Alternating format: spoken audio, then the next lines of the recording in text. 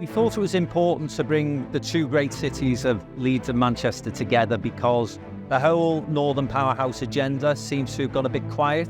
So it was a key thing for us today to bring business leaders and local authorities and indeed parliamentarians together to start to have a conversation as to how we can kickstart that whole agenda again. We're going to have a new government probably sometime this year.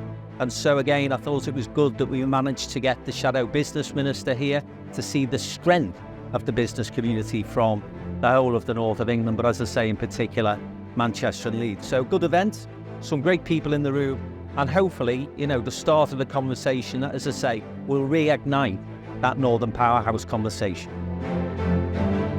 Procolette made the decision to sponsor the event as we thought it would fit within the ethos of the organisation. We have a strong presence across both Manchester, Leeds and Liverpool. So we decided to sponsor the event today because as a business we turned 50 this year, we've got a huge presence in Manchester, but we've got appetite and desire to do business, not just in Manchester, but across other key regions. So it just made sense to sponsor the event today down in London. I think it's really important to support our partners, so Manchester and Leeds City Councils, and understand what their needs are going forward as well, so that Muse Places, private sector, can respond to those challenges. I think the great thing about coming down to London is that you're in the corridors of power, so you attract certain people that potentially you wouldn't get in a room otherwise. So there's some investors here from London, as well as obviously lords and MPs, ministers, shadow ministers and so on. So it's always good to come to the Commons because you attract a different type of person to the event. I thought it went really well. People were able to hear about what's happening in Leeds and Manchester, hear directly from us about what's happening here, about how we're working together, how we could actually have that really common mission across the north of England to have a strong and growing economy. And what both of us as historic cities, but also ones with a bright future, can add to that.